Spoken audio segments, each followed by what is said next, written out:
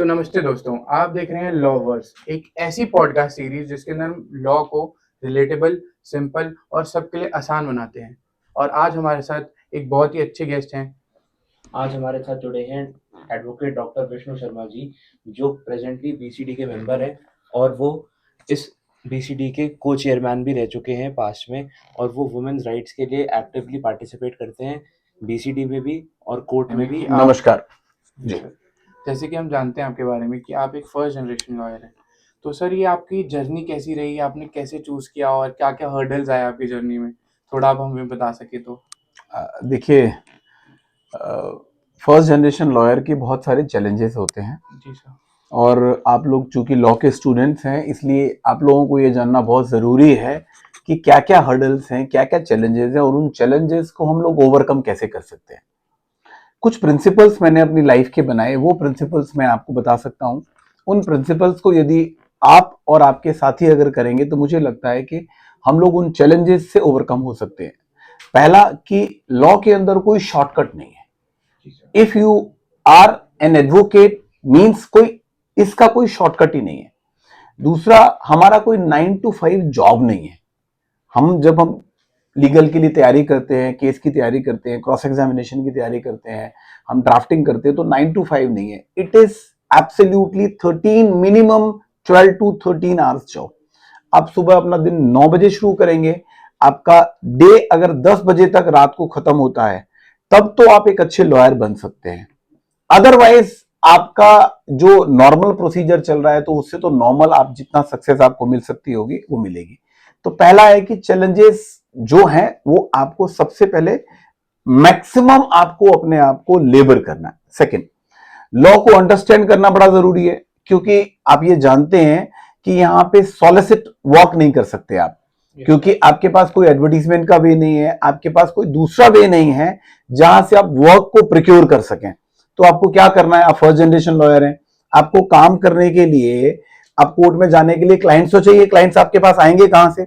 तो क्लाइंट्स आपके पास आएंगे जब एक क्लाइंट का आप बहुत अच्छा काम करेंगे, वो आपके 10 क्लाइंट आपको देगा, वो आपके अप्रिसिएट आपको करेगा 10 क्लाइंट्स के आगे, वहां से मिलेगा। बहुत सारे हमारे जो यंग साथी हैं फर्स्ट जनरेशन लॉयर, ये नहीं जानते कि उनको एक्चुअल लीगल का काम कहां से मिलेगा। मैं आपको कुछ आइडियाज देता हूं। आपको आपके कलीग्स हैं जो आपके साथ जिन्होंने लॉ किया है लेकिन वो प्रैक्टिस में नहीं है, वो आपको काम देंगे। आपके कलीग्स जो कोर्ट में फियर फील करते हैं, उनको लगता है कि I am not that much of confident, मैं उतना मेच्योर नहीं हूं, उतना आर्ग्यूमेंटल नहीं हूं, उतना मैं डिसाइसिव नहीं हूं, उतना मेरा ड्राफ्टिंग अच्छी नहीं है, वो आपको काम देगा। That's the easiest way. दूसरा, उसके बाद फिर और काम कहां से मिलेगा? कोर्ट का स्टाफ आपको काम देगा। जब अहमद साहब देखेंगे कि आपका आर्ग्यूमेंट बड़ा अच्छा है, जब रीडर साहब देखेंगे कि आपकी जो आप जिस केस के लिए आए हो यू आर थोरो, और कई बार ऐसा देखा गया है कि जज साहब खुद ब खुद आपको काम देते हैं। क्योंकि मान लीजिए हम लीगल एक सिस्टम के अंदर हैं, उस सिस्टम के अंदर मान लीजिए क्या जरूरी है कि जरूरी, आप देखिए जज साहब के पास भी कोई ना कोई रिलेटिव, कोई ना कोई फ्रेंड है जो केस की बात करते हैं। वो अपने कोर्ट के अलावा बाकी जगह तो बता सकते हैं ना कि भाई लीगल के लिए he is the best person और she is the best person to deal. तो काम के लिए बहुत जरूरी है कि आप इन क्राइटेरियाज को मेहनत के साथ आप मैच करें। अल्टीमेट गोल है, मैं एक एग्जांपल देता हूं कि मान लीजिए आपको 100 मीटर डिग करना है, आप पर डे 1 मीटर करोगे तो आपको 100 डेज लगेंगे। आप यदि 2 मीटर पर डे करोगे तो आपको 50 डेज लगेंगे। आप यदि अगर 10 मीटर पर डे करोगे तो आपको सिर्फ 5 डेज लगेंगे। This is something a simple principal in law कि आप जितनी मेहनत करेंगे, जो आपका गोल है, जो आपका टारगेट है, you will be able to achieve that particular target within a short span of time. ये एक फर्स्ट जनरेशन लॉयर के लिए आपको समझ में आता है, आपके जितने भी दर्शक जो सुनने वाले हैं उनको समझ में आता है। तो मुझे तो एक ही चीज आती है कि 12 से 14 घंटे काम करना, दैट्स द ओनली थिंग। कोई आदमी कहता है कि स्मार्ट वर्क होता है, कोई बाकी कहते हैं कि नहीं स्मार्ट वर्क विद इंटेलिजेंस होता है। मैं कहता हूं कि हम लोग फर्स्ट जनरेशन लॉयर हैं, स्मार्ट वर्क, इंटेलिजेंट वर्क और other things, the only criteria which I personally feel is the hard work. Sir एक यंग लॉयर के लिए पहले नाम बनाना ज्यादा जरूरी है या प्रिंसिपल्स बनाना ज्यादा जरूरी है? जो मुझे लगता है as a first generation lawyer, because मैं आपको वही बताऊंगा जो फर्स्ट जनरेशन लॉयर जरूरी है। प्रिंसिपली एक एडवोकेट अगर काम करे लाइफ में तो वो राम जेठमलानी तक पहुंच सकते हैं, वो हरीश साल्वे तक पहुंच सकते हैं, वो के वेणुगोपाल जैसा नाम बना सकते हैं। उनको सबसे ज्यादा जरूरी जो मुझे लगता है, मेरी पर्सनली थिंकिंग है कि प्रिंसिपली आपको चलना है। अगर आपको लग रहा है कि ये क्लाइंट गलत है तो आप उसको सलाह दे सकते हैं कि भाई आपको बताना पड़ेगा कि उसके केस में क्या क्या चीजें हो सकती हैं। आपको कोई फॉल्स एश्योरेंस नहीं देना, आपको कोई फॉल्स कमिटमेंट नहीं देना, और क्योंकि आप कभी भी करेंगे कुछ इस तरीके का वर्क तो देर सवेर कहीं ना कहीं आपको प्रॉब्लम आएगी और फिर आपकी जो नाइट्स रहेंगी वो रेस्टलेस नाइट्स रहेंगी। बेटर है कि आप अपने आप को, क्योंकि आप इन ए डे काम कर रहे हो, आपको रात को सोना भी तो है कंफर्ट के साथ। अगर आप कंफर्ट के साथ नहीं सोएंगे, आप अपने प्रिंसिपल से अगर आप कॉम्प्रोमाइज करेंगे तो आपकी हेल्थ भी डिटीरिएट करेगी, आपका पूरा लाइफ कहीं ना कहीं स्ट्रगल में रहेगा। प्रिंसिपल ही रहिए, प्रॉपर काम करिए।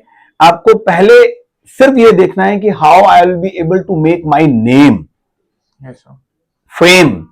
मनी पीछे आपके चलेगी। मनी के लिए किसी भी लॉयर को मेरा एक ये रहता है कि आपको बिल्कुल नहीं भागना, बिल्कुल नहीं भागना, बिल्कुल नहीं सोचना उस बारे में।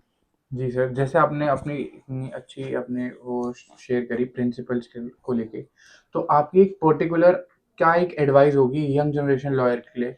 क्योंकि आजकल तो जब हम ही देखते हैं अपने अभी फील्ड में या फिर अब एज अ बडिंग लॉयर हम सोचते हैं तो आजकल सब पैसा कमाने के लिए लॉ कर रहे हैं। तो आज से 10 साल बाद जस्टिस सिस्टम का आपको क्या लगता है कि कहाँ जा सकता है अगर ये खाली पैसे को लेके सब लॉ पकड़े तो? देखिए, ये कॉज ऑफ कंसर्न है। This is really a very good question, because आज जो लॉ स्कूल्स, कॉलेजेस और जो यूनिवर्सिटीज के अंदर मशरूम की तरह जिस तरीके से हमारे लॉ डिग्रियां बांटी जा रही हैं, I don't have any other words to say कि डिग्रियां बांटी जा रही हैं, उससे जो प्रैक्टिसिंग लॉयर हैं, जो लोग बाय डिजाइन अपना लीगल कैरियर बनाने के लिए आए हैं, उन लोगों के लिए बड़ी प्रॉब्लम होगी। और आज आप देखिए, जो बस कंडक्टर थे, जो लोग किराना स्टोर चलाते थे, जो लोग प्रॉपर्टी डीलर का काम करते थे, जो लोग बुक स्टॉल चलाते थे या कोर्ट में किसी तरीके से लीगल में कनेक्टेड थे, आज वो लॉ की डिग्रियां लेने के लिए यूनिवर्सिटीज के आगे लगे हुए हैं और लॉ की डिग्रियां उनको आसानी से मिल जाती है। जब तक हम इसको कर्ब नहीं करेंगे, कभी भी देखिए न्याय हमेशा दंड से चलता है। यहां पे भी एक सिस्टम हमें ऐसा लगाना पड़ेगा, आपको कहीं तो बुरा बनना पड़ेगा, तो आपको एक सिस्टम को कट करना पड़ेगा कि लॉ प्रॉपरली जो डिग्री मिले। जो लोग डिजाइन से आ रहे हैं, यंग जनरेशन के लॉयर्स हैं, जो पहले एमसीए का बहुत ज्यादा क्रेज था, फिर इंजीनियरिंग का बहुत ज्यादा क्रेज था, फिर एमबीए का बहुत ज्यादा क्रेज था, आज की डेट के अंदर लॉ का बहुत ज्यादा क्रेज है। तो लॉ का बहुत ज्यादा क्रेज है, वो 12th के बाद कैरियर ओरिएंटेड है, वो चाहते हैं कि मेरा कैरियर बने। तो उन लोगों के लिए बहुत बड़ी प्रॉब्लम आने वाली है। तो सबसे पहले जो इंपॉर्टेंट काम ये करना है कि जितने भी फर्स्ट जनरेशन लॉयर्स हैं, उनको उन लोगों के साथ कंपीट ही नहीं करना। उन लोगों के साथ उनकी तरफ सोचना ही नहीं है कि इसके ग्रे हेयर है, इनके पास क्लाइंट जाएगा, कुछ और जाएगा। उनको सिर्फ और सिर्फ प्रिंसिपली अपना काम करना, जैसा मैंने पहले क्वेश्चन में बताया। और एक ग्रुप में वर्क करेंगे तो ज्यादा अच्छा रहेगा। वन, एक ग्रुप में वर्क करेंगे। Second, 2 to 3 lawyers. सेकंड, एक स्पेशलिटी चूज करनी पड़ेगी, क्योंकि आपको अभी एक टाइम ऐसा है, आप देखिए एमबीबीएस के बाद एमडी होता है, एमएस होता है, एक ऑर्थो में होता है, एक ऑप्थल में होता है, एक एंडोक्राइनोलॉजिस्ट होता है, अलग अलग एक सेगमेंट होता है ना। आगे आने वाले टाइम में 10 साल का आपने क्वेश्चन किया कि 10 साल बाद लीगल सिस्टम क्या रहेगा, मैं आपको कहता हूं कि इसी तरीके से यदि रहेगा तो लीगल सिस्टम पे बहुत बड़ा इंपैक्ट आएगा और लोग लिटिगेशन से दूर हो जाएंगे, अच्छे लॉयर्स लिटिगेशन से दूर हो जाएंगे, और जो दूसरे कैटेगरी है वो लिटिगेशन में आ जाएगी। उससे नुकसान ये होगा पूरे सिस्टम का, लोगों का जो एक्चुअल में जिनको न्याय चाहिए वो लोग उससे पीछे हट जाएंगे कि यहां तो दलाली का काम होता है, यहाँ तो ये इसने फीस बताई 50,000, मुझसे 2 लाख रुपए ले लिए, मेरे पेपर्स पे साइन करा लिए, मेरे प्रॉपर्टीज को लेके, मेरे इस तरीके की बहुत सारी बार काउंसिल में कंप्लेंट्स आती हैं। तो अच्छे फर्स्ट जनरेशन लॉयर को लिटिगेशन में आना चाहिए और स्पेशलाइज्ड, आपका अगर करियर बनाने का मतलब सिविल में बनाइए, 1 साल के बाद 2 साल के बाद आप डीआरटी में बनाइए, आप क्रिमिनल में बनाइए। तो स्पेशलाइजेशन अभी मुझे ऐसा लगता है जरूरी होगा। जी सर। और सर जैसे हम जानते हैं कि आपने गवर्नेंस में भी देखा है और आप लॉ में लिटिगेशन भी आपने किया है, तो सर डिसीजन मेकिंग दोनों में ही ज़रूरी होती है, पर डिसीजन मेकिंग का प्रेशर और क्रिटिकल किस में ज़्यादा रहता है, लिटिगेशन में या फिर गवर्नेंस में? देखिए, गवर्नेंस का जो एक वर्क होता है वो थोड़ा सा ना मोर और लेस स्टीरियोटाइप होता है, लेकिन लिटिगेशन का जो वर्क होता है वो एवरीडे न्यू चैलेंजेस फेस करते हैं हम लोग। हर डे नया केस होगा, नया चैलेंजेस होगा। आपको नहीं पता कि सामने जो एडवोकेट है वो कितना प्रिपरेशन करके आया है, वहां चैलेंजेस बहुत ज्यादा है। You are not aware the senior designated advocate आ रहे हैं सामने, या कितना प्रिपरेशन के साथ आ रहे हैं। तो आपको हर दिन मॉर्निंग में जवाब होते हैं, हर दिन लॉ के अंदर चैलेंजेस है, हर दिन आप कोर्ट में खड़े होंगे, बेल में खड़े होंगे, वो जज साहब बेल देने के लिए बिल्कुल तैयार नहीं होंगे, अपोजिट काउंसिल और पब्लिक प्रोसिक्यूटर आपकी बेल को अपोज करेंगे। तो आपके चैलेंजेस स्टे लेने के अंदर, बेल के अंदर, आर्ग्यूमेंट के अंदर, every day you have to meet with new challenges. तो आपको, मुझे ऐसा लगता है कि this is more challengeable. Okay sir, bar council को ना अक्सर लोग लॉयर्स की एक बॉडी समझते हैं, जी। लेकिन बार काउंसिल का एक नॉर्मल इंसान जो एक लॉयर नहीं है, एक एडवोकेट नहीं है, उनकी लाइफ पे क्या इम्पैक्ट है, आप ये बता सकते हैं हमारे व्यूअर्स को? देखिए, इस सोशल मीडिया के माध्यम से आज बार काउंसिल के बारे में मुझे लगता है कि आम जनता को भी बहुत कुछ पता है, they are very much aware about the. लेकिन बार काउंसिल में लॉयर्स को जिस तरीके से हरास किया जा रहा है, जिस तरीके से लॉयर्स परेशान हो रहे हैं, आज आम जनता परेशान नहीं हो रही, आज लॉयर्स परेशान हो रहे हैं। नॉर्मल, क्योंकि उनको ये तो पता नहीं होता कि हम बार काउंसिल पहुंच रहे हैं। वो तो बार काउंसिल में नॉर्मल सी चीज होती है, मेरे 50,000 रुपए फीस ले लिए और मेरा केस में उन्होंने ये रिप्लाई नहीं फाइल किया या ये मेरे अगेंस्ट चला गया। लॉयर का काम होता है आपके केस को कंटेस्ट करना, ना कि डिसीजन देना। डिसीजन का काम होता है जज का। तो आज जो आप कह रहे हैं कि नॉर्मल लॉयर का और पब्लिक का, तो आज बार काउंसिल के एंटायर स्ट्रक्चर से आम जनता को पता है कि क्या बार काउंसिल है और कैसे काम करती है। लेकिन एडवोकेट्स बहुत ज्यादा हैरास हो रहे हैं। मैंने पिछले 7 साल में देखा कि इनोसेंट लॉयर जो नॉर्मली एडवोकेट्स प्रैक्टिस कर रहे हैं, they are very practicing advocate, कहीं ना कहीं पब्लिक सर्विस में है आप, कहीं ना कहीं आप उससे फीस ले रहे हैं, तो आप उस एवरी इंडिविजुअल को सेटिस्फाई नहीं कर सकते। दूसरी चीज है, आप हर केस को जीत नहीं सकते। तो आप अपना रखेंगे, हार जाएंगे तो दूसरी पार्टी उसको कह देती है कि आप एक इनकी बार काउंसिल में शिकायत कर दो कि दूसरे वकील साहब से मिल गए। तो this challenge we are facing, all the lawyers of India facing in terms of the complain by the bar council. तो बार काउंसिल को बहुत जरूरी है कि जो भी कंप्लेन बार काउंसिल में आए, उन कंप्लेन्स में एडवोकेट को नोटिस करने से पहले प्रॉपरली उसको स्क्रूटनाइज किया जाए। क्योंकि अगर स्क्रूटनी नहीं होगी तो जो लिटिगेशन में नए नए लॉयर आ रहे हैं, 1 साल का, उसकी कंप्लेन अगर बार काउंसिल में चलेगी तो उनको बहुत बड़ी प्रॉब्लम आएगी। वो फिर लिटिगेशन को छोड़ देगा, फिर दूसरा काम करेगा, कॉर्पोरेट में जाएगा, कुछ और करेगा। बिकॉज ही इज और शी इज नॉट देयर कि एवरी टाइम अपना कोर्ट भी करे, क्लाइंट भी हैंडल करे, फिर बार काउंसिल के चक्कर लगाए। तो ये बड़ा एक चैलेंजेस एडवोकेट को आ रहे हैं, आम जनता की जगह एडवोकेट्स को आ रहे हैं। जी सर। और इससे रिलेटेड कुछ सजेशंस वगैरह जो आपके पास कुछ इनको सॉल्व करने के लिए आइडियाज़ हों, जिस वजह से ये प्रॉब्लम्स जो अभी आपने मेंशन करी जो आ रही हैं उनको हम रिजॉल्व कर सकें, या फिर बार काउंसिल के सजेशंस, जैसे आपने स्क्रूटनी का बताया जी, कि जी, जी। स्क्रूटनाइज होनी चाहिए, प्रॉपर देखना चाहिए कि ऐसा है कि नहीं है, खाली एक कंप्लेंट के थ्रू ऐसा नहीं होना चाहिए। तो इसके अलावा कोई सजेशंस? मुझे ऐसा लगता है कि एडवोकेट्स को जब क्लाइंट आता है तो उसको सारी चीजें बता देनी चाहिए और एक रिटन में एक डॉक्यूमेंट एग्जीक्यूट कर लेना चाहिए। एक एग्जीक्यूट मतलब it's not like a agreement, लेकिन टर्म एंड कंडीशंस आप व्हाट्सएप के थ्रू कि भाई ठीक है, ये मेरी फीस का स्ट्रक्चर है, ये मैं इनिशियल लूंगा, ये मेरी डेट वाइज मेरी हियरिंग का चार्जेस है। उससे क्या रहता है कि क्लाइंट के पास ऑप्शन नहीं होता। और दूसरा कि जितनी भी पेमेंट्स आज एडवोकेट्स ले रहे हैं वो यदि अगर मैक्सिमम पेमेंट्स अगर व्हाइट में होगी तो उसमें ज्यादा अच्छा रहेगा। और क्योंकि उनका कम्युनिकेशन एक दूसरे के साथ कई बार मैक्सिमम क्या होता है, कैश में 7 लाख रुपए दिए, मैंने कैश में 10 लाख रुपए दिए, जज के नाम से दिए, पब्लिक प्रोसिक्यूटर के नाम से दिए, पुलिस के नाम से दिए। इस तरीके की कंप्लेन में भी बार जो काउंसिल होती है वो एडवोकेट को नोटिस इशू कर देती है। अब कैश में दिए, उसमें बाद में क्या रिजल्ट निकलता है that is a separate issue, लेकिन टिल द टाइम जो एंटायर प्रोसेस चल रहा है एडवोकेट को 10 बार बार काउंसिल के चक्कर लगाने पड़ते हैं और डिसिप्लिनरी कमेटी के आगे एज ए एक्यूज पेश होना पड़ता है। ये बड़ा पेनफुल है एक नॉर्मल एडवोकेट्स के लिए। आप यंग हैं, आप समझिए एक यंग एडवोकेट को यदि अपना केस कंटेस्ट करना पड़े एज एन एक्यूज तो क्या हाल होगा। तो इसमें बहुत सारी चीजें जरूरी हैं कि प्रिकॉशनरी मेजर बहुत जरूरी है। सर एक मिडिल क्लास आदमी है जो कोर्ट कचहरी से बहुत डरता है, तो सर आप उसको क्या बताना चाहेंगे कि मतलब लॉयर्स कैसे उसकी हेल्प कर सकते हैं और लॉयर्स उसके लिए फायदेमंद कैसे, मतलब उसे हमसे या आपसे डरने की जरूरत नहीं है, बट हम उसके लिए एक हेल्पिंग हैंड है to obtain justice. Middle class जो व्यक्ति है डरता है वो ना एडवोकेट से और लीगल सिस्टम से नहीं डरता, वो कोर्ट से डरता है कि आज वो कोर्ट जाएगा तो 20 साल तक कोर्ट के चक्कर ही लगाता रहता, वो उससे डरता है।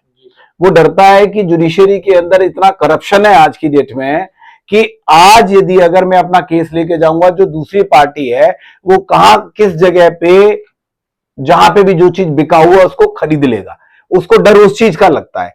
सिस्टम पे भरोसा है लेकिन जुडिशरी के अंदर जो टाउट्स हैं आज की डेट के अंदर आप देखेंगे कि हर आप किसी को बोलिए वो बता देगा मैं उसको जानता हूं, मैं उससे करा देता हूं, मैं उससे बात करा देता हूं उससे। तो ये जो कॉज ऑफ कंसर्न है इसमें सरकार को भी देखना पड़ेगा और जुडिशरी का जो हाईएस्ट तंत्र है उसको भी देखना पड़ेगा, उनको एक एग्जाम्पल सेट करने पड़ेंगे। आज यदि अगर एग्जाम्पल सेट नहीं होंगे तो हम एक अच्छा मैसेज समाज को नहीं दे सकते। आज आप देखते हैं कि एमपी के अंदर एक आईएएस पकड़े गए जो 300 करोड़ के पूरा बेड के अंदर वो सोते थे पति पत्नी, ऐसे कितने सारे एग्जाम्पल है। आईएएस पीसीएस पकड़े गए। तो यदि अगर जो 15 करोड़ का एपिसोड जो आज पूरा पिछले 1 साल से कॉज ऑफ कंसर्न बना हुआ, टॉक ऑफ द टंग बना हुआ है, आज मुझे एक बात बताइए उसके ऊपर क्या कोई एफआईआर हुई? कोई एफआईआर नहीं हुई। क्या उसके ऊपर कोई एक्शन हुआ? कोई एक्शन नहीं हुआ। तो आप समाज को और जनता को क्या संदेश देंगे? अगर 15 करोड़ रुपए का कैश अमाउंट कहीं मिलता है और उसके बाद भी अगर कहीं किसी तरीके की कोई कार्रवाई आज तक नहीं हुई, जो जहां पे सिचुएशन थी वहीं पे खड़ी है। आज अगर कोई आम आदमी होता, कोई एडवोकेट होता तो क्या होता?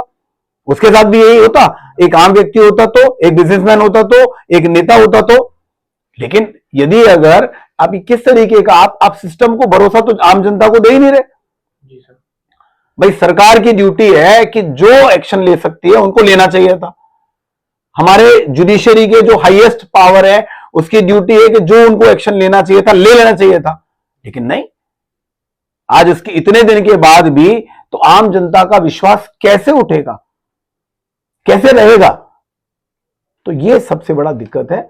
एडवोकेट्स अपना काम प्रॉपरली कर रहे हैं, एडवोकेट के काम में कोई दिक्कत नहीं, लेकिन दिक्कत है हाईएस्ट से। जो करप्शन होता है वो लोअर से अप एबव नहीं है, ऊपर से नीचे। सर एक सवाल इसमें और रहेगा मेरा, जैसे हम बात कर रहे हैं लॉ सबके लिए इक्वल, सबको रिटर्न में सबके लिए इक्वल है, बट इक्वली सबको जस्टिस नहीं मिलती। इसके अंदर लॉ की कमी है या फिर अवेयरनेस की कमी है? किस चीज़ की एक लैकिंग हो रही है जिस वजह से इक्वल लॉ होने के बाद भी इक्वालिटी, जैसे आपने अभी हमने डिस्कस किया, नहीं मिलती? तो इसमें ना लॉ की कमी है ना बाकी किसी और चीज की कमी है, सिर्फ इसमें कमी है कि आज जिसके पास पैसा है उसके लिए लॉ फेवरेबल है, जिसके पास पैसा नहीं है उसके लिए फेवरेबल नहीं है। वो कोर्ट में अगले 25 साल तक धक्के खाएगा और नाम खराब होगा आपका और हमारा कि हमारे वकील साहब ने प्रॉपरली हमारा केस नहीं कंटेस्ट किया, इस वजह से हमें इतने साल लग रहे हैं। सिस्टम में कमियां हैं, सिस्टम को दूर करना होगा। जैसे मैंने आपको बोला लॉ कॉलेजेस में लॉ की डिग्रियां बांटी जा रही हैं। आपकी 75% अटेंडेंस मार्क होती है ना, आप बाकी कॉलेजेस के अंदर देखिए क्या हो रहा है। 2 कमरों में कॉलेज चल रहा है, 1 कमरे में कॉलेज चल रहा है। तो यदि आप इस तरीके की डिग्रियां बांटेंगे तो क्या होगा? आज इसी तरीके से लोगों का सिस्टम पे बिलीव है, लोगों का लोअर जुडिशरी पे, हायर जुडिशरी पे है, लेकिन जो टाउट्स और जो एक सिस्टम है, लोगों को पता है कि 90%, मैं थोड़ी बोल रहा हूं, ये सुप्रीम कोर्ट के कई रिटायर्ड जजेस बोल चुके हैं कि डिस्ट्रिक्ट कोर्ट के अंदर पूरा ऑल ओवर इंडिया में 90% करप्शन है। ऐसे कितने सारे जो लीगल लिमिनरीज हैं वो बोलते हैं कि 90% करप्शन है। तो यदि अगर 90 पे पहले देखा जाता था कि कौन जज बेईमान है, पहले देखा जाता था कौन जज बेईमान है, आज कहानी उल्टी हो गई है, ये देखा जाता है कि कौन जज ईमानदार है, उसको उंगलियों में गिना जाता है कि कौन जज ईमानदार है। तो ये सबके अपने अपने वो बने हुए हैं। सर बस एक रैपिड फायर राउंड आपके साथ करेंगे। जी Questions हैं। जी। सर, कोर्ट या मीडिएशन? 100% कोर्ट, आर्ग्यूमेंट या evidence? 100% evidence, fear of law या power of law? Power of law, sir, justice या speed? Justice, law as a profession या public service? law is a profession because it gives you something for the society. जी sir. तो sir ये हमारे rapid fire के questions थे and thank you sir, आज का पॉडकास्ट आपके साथ करने का हमें आपने मौका दिया। बहुत अच्छा एक्सपीरियंस रहा, बहुत कुछ लर्न करने को मिला आपसे, बहुत कुछ सीखने को मिला। काफ़ी इंस्पायरिंग था और काफ़ी कुछ सीखने को मिला। थैंक यू सर अपना time. Thank you very much. Thank you very much. Thank you.